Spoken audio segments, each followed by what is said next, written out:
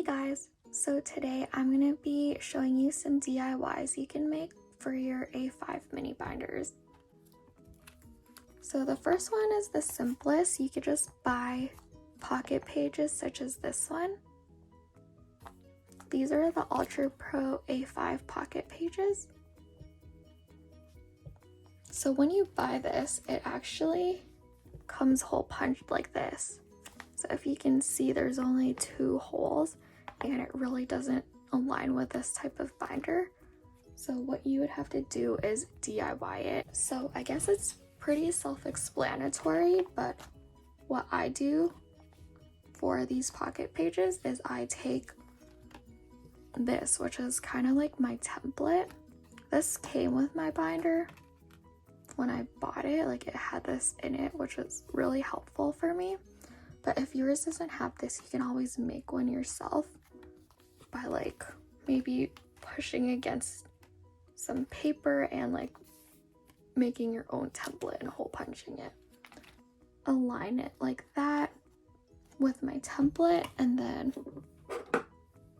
I take the hole puncher and I hole punch along like that. Next we have this.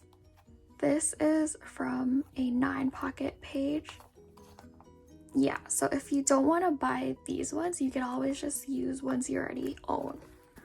So basically you take a 9 pocket sheet like this and you cut along the bottom of this and along the outside of this.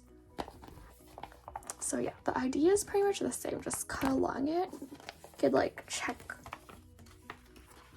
your binder, see where you want to like place it on your binder, and then yeah, align your template to that and just hole punch away.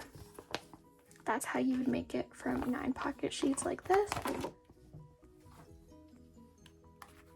Sorry, it's not the same kind of pocket, but it's the same idea. Next, you can make a pocket like this. It's smaller than a 4x6 photo card, but it's perfect for stuff like this. So if you have like tickets or Polaroids or that kind of stuff, it would work really well. So this is going to be the one I'm going to be demonstrating for you guys. So this is the kind of pocket page you need for that one, and you can either use like a ruler and a cutter and cut along the sides, but for my demonstration I'm just going to be using scissors because I'm really bad at cutting on camera. So just cut along.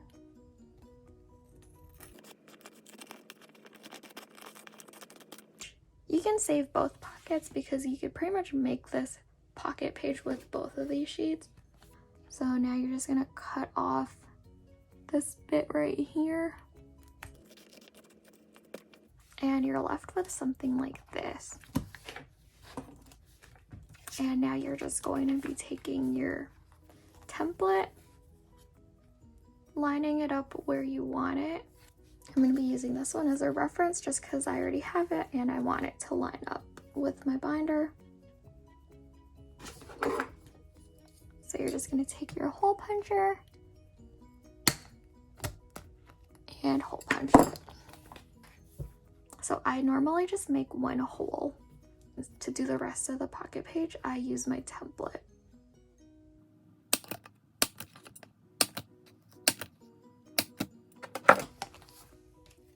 And then you're left with something like this. And to put the items inside, you just open it along this side, put the item in, and then you can place it in your binder after. Next, you can make a pocket for a 4x6 postcard. And to make this, you're going to need a pocket page like this. This is the BCW 2 pocket page, and it's the one with like, whoops. It's the one with the 2 vertical pockets. And to make this, you basically take your item and you place it on top and kind of get an idea of how big it is, and you could just cut along the top and cut along the edge, and then hole punch the sides. Again, you could use your template and hole punch it, and it's pretty easy.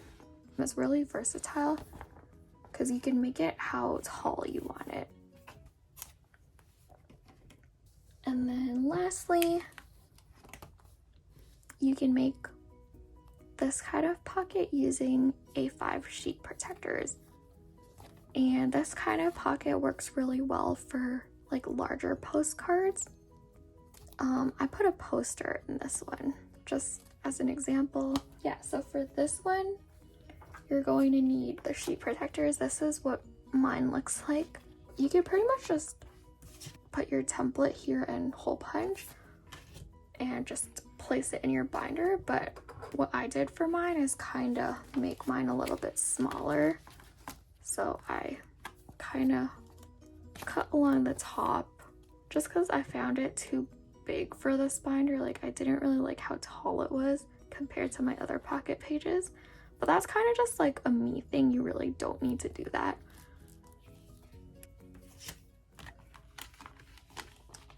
So it's the same idea. You line up your template and hole punch along the sides, and you end up with something like this.